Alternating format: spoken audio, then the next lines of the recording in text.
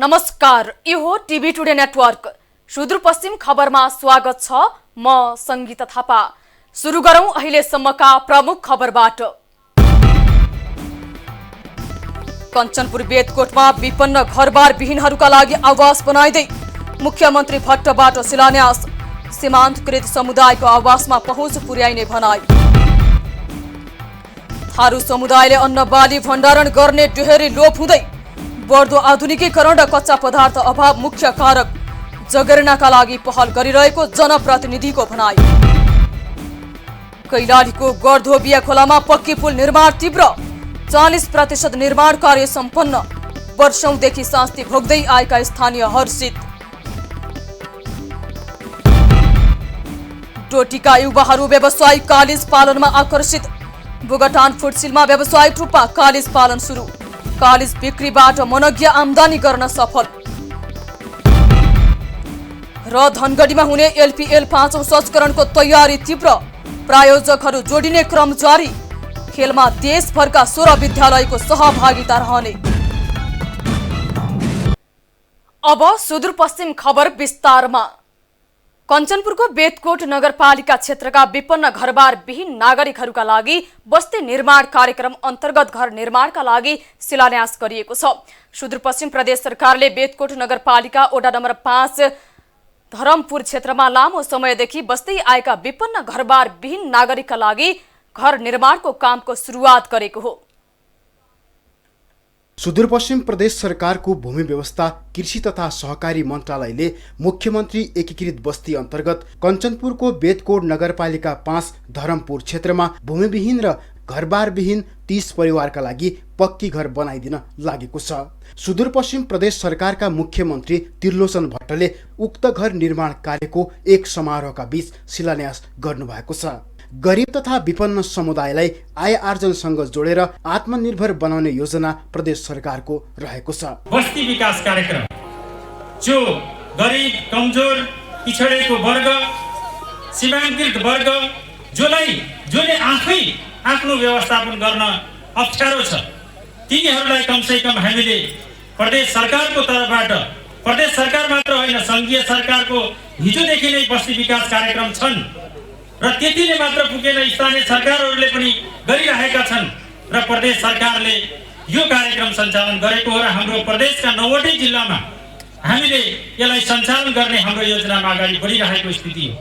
सुदूरपश्चिम प्रदेशका भूमि व्यवस्था कृषि तथा सहकारी मन्त्री विनिता चौधरीले राज्यबाट पहुँच नपुगेका र पिछडिएका समुदायलाई लक्षित गर्दै बस्ती विकास गर्ने योजना रहेको बताउनु भएको छ। बहुत नपुगेका बस्तीहरू छ, जो समुदायहरू एकदमै पहिल्यैदेखि एउटा पिछडिएको समुदाय छ, त्यो समुदायलाई सबभन्दा प्राथमिकता लिनुपर्छ।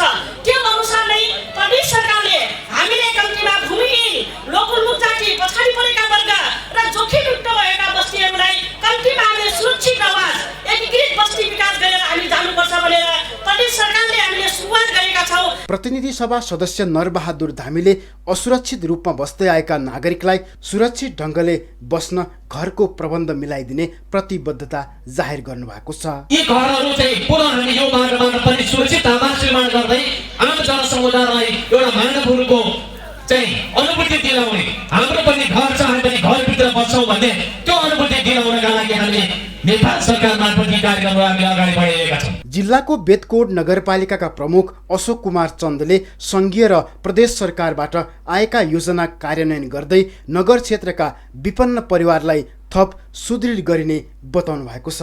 प्रदेश सरकारको तर्फबाट र स्थानीय सरकारको तर्फबाट एकीकृत ढङ्गले हामीले यो बस्ती निर्माण गर्न खोजिरहेका छौँ। मुख्यमन्त्री एकीकृत बस्ती विकास कार्यक्रम अन्तर्गत गरीब तथा विपन्न वर्ग पहिचान गरी बस्ती विकास गर्न छुट्याएको 5 करोड अन्तर्गत बेदकोट नगरपालिकाको वडा नम्बर 5 मा 25 घर, दिपायल बादी बस्तीमा 7 घर, कैलाली भजनीमा भरुवा राजी बस्तीका 25 घर, अछामको मेल्लेख गाउँपालिकामा 10 घर निर्माण गरिने तथा एकीकृत बस्ती विकास गर्न सम्भाव्यता अध्ययनसँगै लक्षित तथा विपन्न वर्ग पहिचान गरी डिपिआर तयार गर्ने कार्यक्रम रहेको छ। कञ्चनपुरबाट राजेन्द्र विष्टको रिपोर्ट। सुदूरपश्चिम प्रदेशमा कोभिड-19 संक्रमण फैलिएपछि 9 महिनाको अवधिमा आरटीपीसीआर पद्धतिबाट 1,24,861 जनाको नमुना परीक्षण गरिएको छ। यो प्रदेशको कुल जनसङ्ख्या 25,52,517 को 4.89% हो।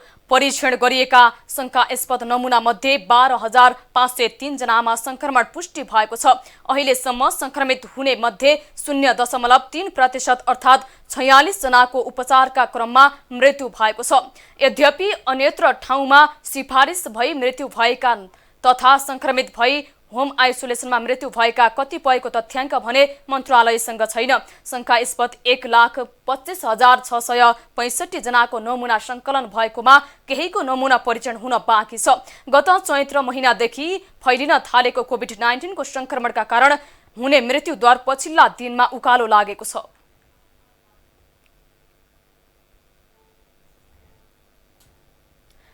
सुदूरपश्चिम प्रदेशको प्रवेशद्वारको रूपमा रहेको अत्तरिया चोकको चारै कुनामा गोब्रो क्यामेरा र डमी ट्राफिक प्रहरी राखिएको छ।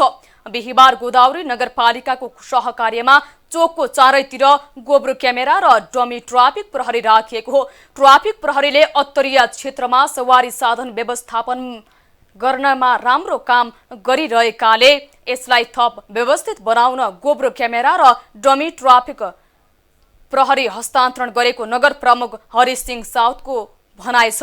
नगरपालिकाबाट प्राप्त क्यामेराले आवश्यक निगरानी गर्न सहज हुने सुदूरपश्चिम प्रदेश ट्राफिक प्रहरी कार्यालयले जनाएको छ। गोदावरी नगरपालिकाबाट चाहिँ बडी एटेच गोब्रो क्यामेरा 5 स्थान, यसै गरी डमी ट्राफिक 5 स्थान जुन हामीले हस्तान्तरण गर्नुभयो, त्यसबाट चाहिँ हाम्रो ट्राफिक व्यवस्थापन सवारी दुर्घटना न्यूनीकरणमा चाहिँ एकदम सहयोग पुग्छ र हाम्रो ट्राफिक नभए पनि डमी ट्राफिक त्यहाँ हाम्रो ट्राफिकको उपस्थिति देखिन्छ। त्यसले गर्दा चाहिँ आम नागरिक अथवा नगरपालिकाले एक कार्यक्रमका बीच सुदूरपश्चिम प्रदेश ट्राफिक प्रहरी कार्यालयलाई 96,050 रुपैयाँ बराबरका डमी ट्राफिक प्रहरी 5 स्थान र 48,025 बराबरका गोब्रो क्यामेरा सहित चेस्ट वेल्ड हस्तान्तरण गरेको थियो।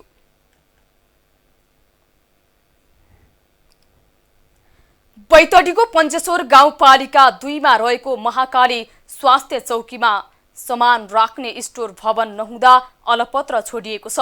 स्थानीयले 3 वर्ष पहिले स्वास्थ्यलाई जमिन दान गर्दा पनि अहिलेसम्म स्वास्थ्यको नयाँ भवन निर्माण गर्न सकेको छैन।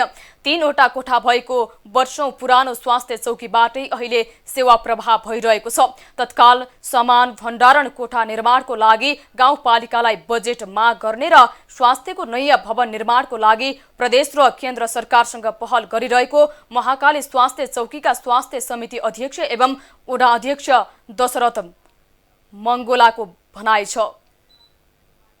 भौतिक समस्याहरूलाई सम्बोधन गर्न मैले एउटा P1 टाइपको स्वास्थ्य चौकी को त्यो खाका को लागि मैले संघीय मान्यज्यू र प्रदेश सरकारका मान्यज्यूसँग पहल गरेँ। झण्डै 70,000 बराबरका बिरामी बोक्ने स्ट्रेचर, कुर्सी, टेबल र अन्य बिरामीको लागि प्रयोग गर्ने सरसामान खुल्ला बरन्डामा राखिएका छन्। उपभोक्तालाई ठग्ने तथा कालो बजारी गर्ने व्यापारीलाई बैतडीमा मुद्दा समेत चलाउन थालिएको छ। खाद्य ऐन नियम उल्लङ्घन सम्बन्धीको मुद्दा दायर गरेर कारबाही गरिन थालिएको जिल्ला प्रशासनले जनाएको हो। चालु आर्थिक वर्षमा 4 वटा मुद्दा जिल्ला प्रशासन कार्यालयमा दर्ता भएका छन्, जसमा 2 वटा मुद्दाको फैसला भइसकेको छ भने 2 विचाराधीन अवस्थामा छन्। बजार अनुगमनका क्रममा 27 वटा नमुना सङ्कलन गरिएका थिए। सुदूरपश्चिम खबरमा पालो छोटो विश्रामको।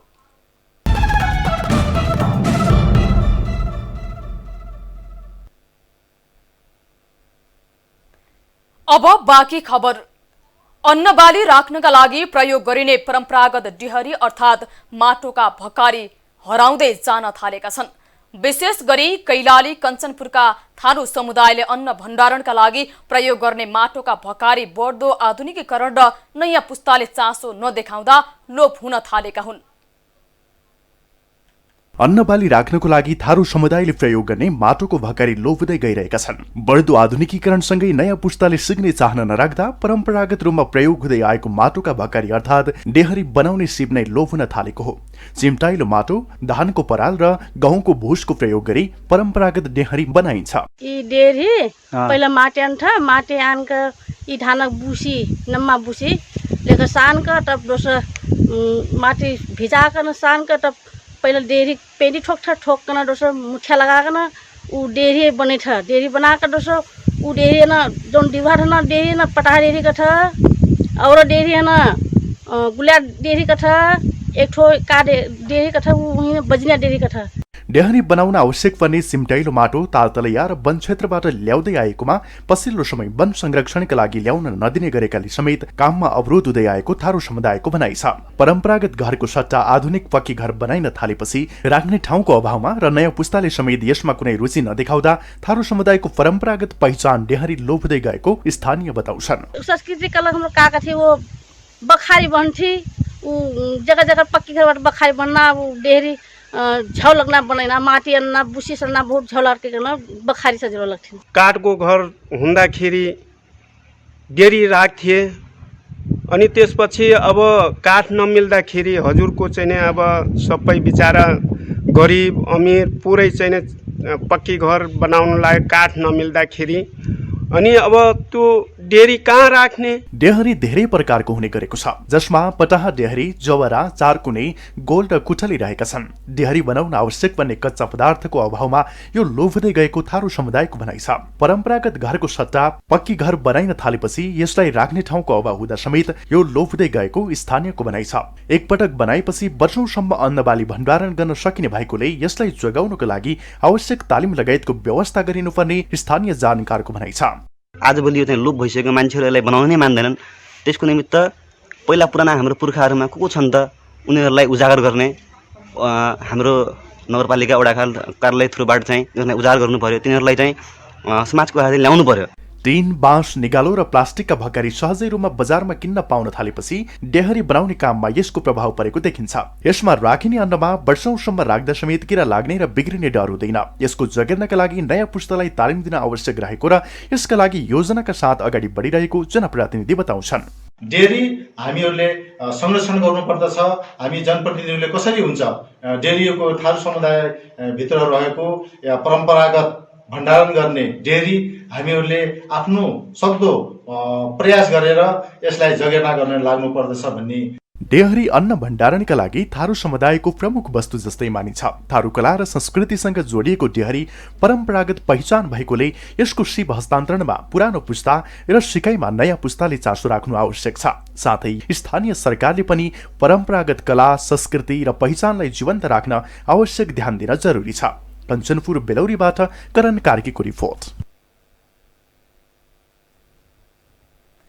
लामो प्रतीक्षापछि कैलालीको लालपुर बडेहा सडक खण्डको गढधोबिया खोलामा पक्की पुल निर्माणले तीव्रता पाएको छ। 2077 असारमा सम्झौता भई कार्तिकदेखि निर्माण सुरु गरिएको उक्त पुलको निर्माण कार्य हालसम्म 40% सम्पन्न भइसकेको छ। पुल निर्माणले गति लिएसँगै वर्षौंदेखि शास्ति भोग्दै आएका स्थानीयहरू पुल निर्माण हुनेमा विश्वस्त छन्। वर्षौंदेखि वर्षामा अत्तरिया बजारसँग सम्बन्ध विच्छेद नै गराउने गढधोबिया खोलामा 25 मिटर लम्बाइको पुलको निर्माण कार्यले तीव्रता पाएसँगै स्थानीयहरू हर्षित बनेका छन्। 10.5 मिटर चौडाइको पुल आउँदो जेठ महिनासम्ममा सम्पन्न हुने गरी निर्माण कार्य अघि बढेको छ। पुल निर्माण हुने भएपछि श्रीपुरा, भुयरा, फकलपुर, बडेहा, बरबट्टा र घोडसुवा लगायत अन्य केही बस्तीका बासिन्दाहरूलाई राहत हुने अपेक्षा गरिएको छ। हाम्रो समस्या यो पुल नहुँदा हामीलाई यो वारिपारि जान धेरै गाह्रो भएको थियो र अब यो पुल बनेदेखि हामीलाई एकदमै सजिलो हुन्छ र यो चाहिँ एयरपोर्टसम्मका जनताहरू लाखौं चाहिँ हाम्रो लाभान्वित हुने देखिन्छ। आवत जावत गर्ने तत्कालीन समयमा एउटा सानो काठे पुल थियो जसबाट ओहोर दोहोर गर्न हिउँतिर त राम्रै हुन्थ्यो तर वर्षायाममा साह्रै कठिन हुन्थ्यो।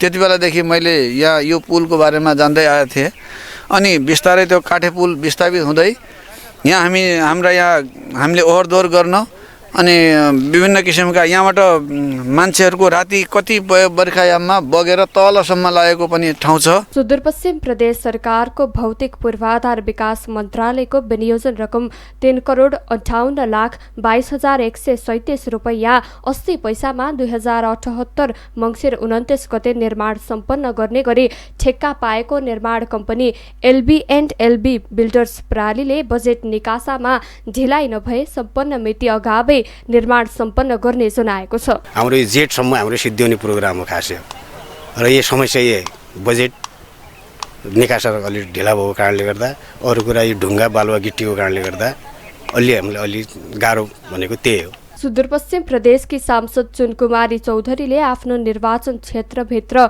निर्माणाधीन योजनाहरूको अनुगमन गरिरहँदा निर्माण कार्य सन्तोषजनक नै भइरहेको बताउनुहुन्छ। अनुगमन गरिरहँदा कामहरू चाहिँ तीव्र रूपमा भइरहँदा अहिलेसम्म मैले हेर्छु समग्रमा गुनासोहरू आएको छैन। मैले काम गर्ने सिलसिलामा मेरो पनि कमी कमजोरी हुनसक्छ, जनतालाई पहिले चाहिँ मलाई सुझावहरू दिनुहोस् भन्छु। अब यो पुलको कुरा गरौँ होइन, अब पुल लामो समयदेखि यहाँ नबनेको, यो पुल पहिल्यैदेखि 2 दशकदेखि यहाँ भएको पुल अगाडि सार्नु भएको थियो होइन। र यहाँ जनताको आशै पनि थियो निर्वाचन क्षेत्रमा चुनावी बेलामा मैले के मात्रै बोलेको थिएँ कि जनतालाई खानेपानी बाटो र पुलहरू यो पुल अनि यिनी हाउ बनाउँछु भनेर म भनेको थिएँ। जनताहरूको माग पनि त्यही थियो। 18 महिनामा सक्ने भनिएको पुल 1 वर्ष पनि नपुग्दै निर्माण सम्पन्नतिर उन्मुख रहेको छ। स्थानीय जनप्रतिनिधिहरूको सहयोगले बिना अवरोध करोडौँको निर्माण कार्य पनि समय अघि नै सम्पन्न गर्न सकिने सो पुल उदाहरणीय बनेको छ। कैलालीबाट अनिल पन्तको रिपोर्ट। सुदूरपश्चिम खबरमा फेरि छोटो विश्राम।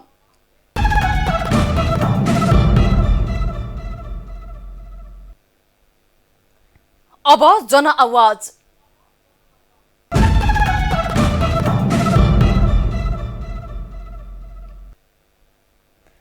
विक्रम सम्वत 2058 सालमा शुक्लाफाटा वन्यजन्तु आरक्षण विस्तारका क्रममा तत्कालीन सरकारले कञ्चनपुरको रौतेली, बिचुवा, बेलडाँडी, रामपुर, बिलासपुर, लक्ष्मीपुर, झलारी, दैजी, सुडा, देखतभुली र कृष्णपुर लगायतका स्थानबाट बस्ती विस्थापित गर्यो। तर विस्थापित भएको 2 दशक पुग्दा समेत व्यवस्थापन नगरिँदा विस्थापितहरूको बिचल्ली भएको छ। सरकारी तौरमा आरक्ष्य पीडितको व्यवस्थापनका लागि झण्डै 28 वटा आयोग गठन भए पनि आरक्ष्य पीडितका लागि भने जुन जोगी आए पनि कानै चिरेका भने झैं भएको छ। आज हामीले ढक्का शिविरका पीडितहरूलाई के कस्ता समस्या छन् भनेर सोधेका छौं। हाम्रो अहिलेसम्म केही व्यवस्था केही भएन। हामी यति सालकादेखि दुःख दन्त पाइरहेका छौँ। अर्खा जम्नी बसेका छौँ। कोही गाली गर्छन्, कोही केही गर्छन्। हात्तीले हाम्रा घर सहित खाले केही सुनाइ छैन। हाम्रो सरकारलाई के भन्नु, अब कति भने भन, केही चाँडो भन्दा चाँडो हाम्रो व्यवस्था बनाइदिनु भन्छौँ। अब 2058देखि विस्थापित भएको होइन। अब उतिखेर सरकारले जे गर्यो गर्यो, तर मान्छेको घाँस बास कपासको त अधिकार हो होइन। अब सरकारले यसको व्यवस्था गरोस्। अब अर्काको जमिनमा बसेका छन्, अब उताबाट जसलाई जमिन दिएको थियो उसैको जमिनमा बसेका छन्। दिनरात झगडा हुन्छ, गाली गर्छन्, घर फालिदिन्छन्, घर उठाएर जाऊ भन्छन्, गाली गर्छन्। जसरी भए पनि सरकारले चाँडोभन्दा चाँडो यसको व्यवस्था गरोस्। कस्तो हाम्रो घर छैन, कुनै घाँस छैन, दाउरा छैन, गाई पाल्दालाई उसो घाँस काट्न मिल्नु केही पनि खेतीपातीको भोरसम्म यताउति जाउँ भने कहिले के हुन्छ, कि कहिले आउँछ सरकारले दबाई दिन्छ कि भन्ने डर हुन्छ। हजुर, हामी यहाँबाट 58 सालमा दबाएको हो जग्गा नदिएर त्यसै हामी चाहिँ त्यसै भाग्यका हौँ। कसैको आफन्तमा बसेका थिए। 2064 सालमा हामी यहाँ सङ्घर्ष गरेर यताउति गरेर अब कहाँ जाने के गर्ने भनेर सबैले कता गरेर यसरी पीडित भएर बसेका हौँ। यो हाम्रो एमाले सरकारको लागि 2-3 दिन भोकै पनि रहेर हामीले भोट हालेकै हो, सरकारलाई बनाएको हो। बेलडाँडी वार्ड नम्बर 9 मा घर हो मेरो र बेलडाँडी 1 नम्बर बनिएको छ। हजुर, त्यहाँ बेलडाँडीको हामी आरक्षित पीडित होइन कि हामी बेलडाँडीमा घर थियो, हाम्रो घर अरूलाई दिदियो। त्यति बेला यो काङ्ग्रेसको सरकार थियो। काङ्ग्रेसको सरकारले हामीलाई हानी मारी हाम्रो घरलाई जबरजस्ती अरूको नाममा गर्यो। यो रौतेली बिछुवाबाट आएको जनतालाई दियो। रौतेली बिछुवाबाट आएको जनतालाई पनि त्यहाँ पनि तिनीहरूलाई कसैलाई पुरा दिएको छैन। कसैलाई 7 कट्टा छ, कसैलाई 8 कट्टा, कसैलाई 9 कट्टा छ, 10 कट्टा, कसैलाई पनि तिनीहरूलाई पनि दिएको छैन। मेरो त्यति बेला 4 बिघा जमिन हो। म गणेश सुनारको छोरा हुँ हजुर। अनि बुवा मरेपछि हामीहरूलाई यो पहिचान पत्र दिएको त्यति बेला मोहन गिरी आयोगको अध्यक्ष थियो त्यति बेला। फेरि त्यहाँबाट काङ्ग्रेसको पालामा हामीलाई के गर्यो भने काङ्ग्रेसले त्यहाँबाट भगाएर हामीलाई आरक्षण पीडित भन्यो। यदि हामी आरक्षण पीडित हौँ भने त त्यो हाम्रो बेलडाँडीको जमिन अरूलाई नदिनुपर्ने, रौतेली बिछुवाकालाई नदिनुपर्ने, हाम्रो जमिनलाई रौतेली बिछुवाकालाई दियो सरकार। गाह्रै सर सबैतिरको जङ्गल गए पनि दिनु दिनु त्यहाँ का भन आर्मी छौ तहान बाल्लाखी दौराइ पनि पाउँदैन अत्याचार तिरेरे र जङ्गली जनावर आना सबैतिरको समस्या त समस्या सबतिरको समस्या छ। अब आर्थिक खबर।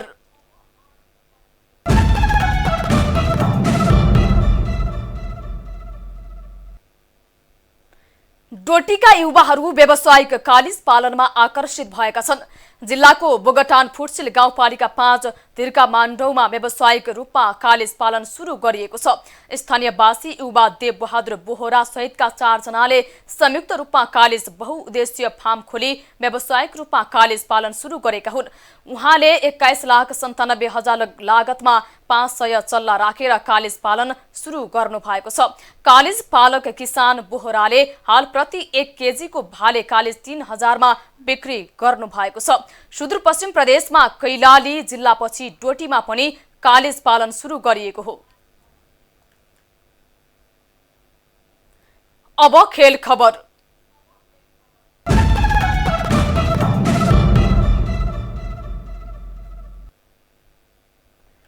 काठमाडौँको 3 कुने स्थित हिमालयन व्हाइट हाउस इन्टरनेशनल कलेजले धनगढीमा हुने एलपीएलको 5औं संस्करणलाई प्रायोजन गरेको छ। प्रतियोगिताको दोस्रो संस्करणदेखि कलेजद्वारा सञ्चालित हिमालयन व्हाइट हाउस ओल्ड स्कुलले सहभागिता जनाउँदै आएकोमा 5औं संस्करणमा प्रतियोगितालाई सह-प्रायोजन गरेको हो। फागुनमा हुने एलपीएलको 5औं संस्करणको सह-प्रायोजन भएको कलेजलाई प्रतियोगितामा ब्रट टु यु बाई भनेर स्थान दिइनेछ। फागुन तेस्रो साता धनगढीमा हुने लिटल फ्लावर प्रिमियर लिगको 5औं संस्करणमा प्रायोजकहरू जोडिने क्रम जारी रहेको छ। लिटल फ्लावर स्पोर्ट्स एन्ड इभेन्ट्सको आयोजनामा हुने प्रतियोगितामा तल्लो तहको क्रिकेट विकासको लागि थालिएको अभियानमा जोडिएको हिमालयन व्हाइट हाउस कलेजका कार्यकारी निर्देशक नारायण काफ्लेले बताउनुभयो। सुदूरपश्चिम खबर सकियो। बिदा लिनु पूर्व प्रमुख खबर फेरि एकपटक। कञ्चनपुर बेतकोटमा विपन्न घरबार विहीनहरूका लागि आवास बनाइदै मुख्यमन्त्री भट्टबाट शिलान्यास। सीमान्तकृत समुदायको आवासमा पहुँच पुर्याइने भनाई। थारू समुदायले अन्न बाली भण्डारण गर्ने डेहरी लोप हुँदै बढ्दो आधुनिकीकरण र कच्चा पदार्थ अभाव मुख्य कारक। जगेर्नाका लागि पहल गरिरहेको जनप्रतिनिधिको भनाई। कैलालीको गढधोबिया खोलामा पक्की पुल निर्माण तीव्र। 40% निर्माण कार्य सम्पन्न। वर्षौंदेखि शास्ति भोग्दै आएका स्थानीय हर्षित। डोटीका युवाहरू व्यावसायिक कालिज पालनमा आकर्षित। बोगटान फुटसिलमा व्यावसायिक रूपमा कालिज पालन सुरु। कालिज बिक्रीबाट मनज्ञ आमदानी गर्न सफल। र धनगढीमा हुने एलपीएल 5औं संस्करणको तयारी तीव्र। प्रायोजकहरू जोडिने क्रम जारी। खेलमा देशभरका 16 विद्यालयको सहभागिता रहने।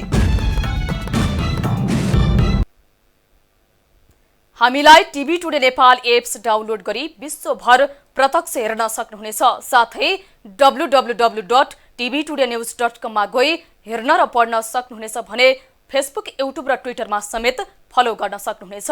विकास, निर्माण र जनसरोकारका विषयमा हाम्रो आवाज जारी छ। अहिलेलाई सम्पूर्ण सुदूरपश्चिम खबर युनिटका साथ म संगीता थापा पनि बिदा चाहन्छु। टिभी टुडे एचडी हेर्दै गर्नुहोला। नमस्कार।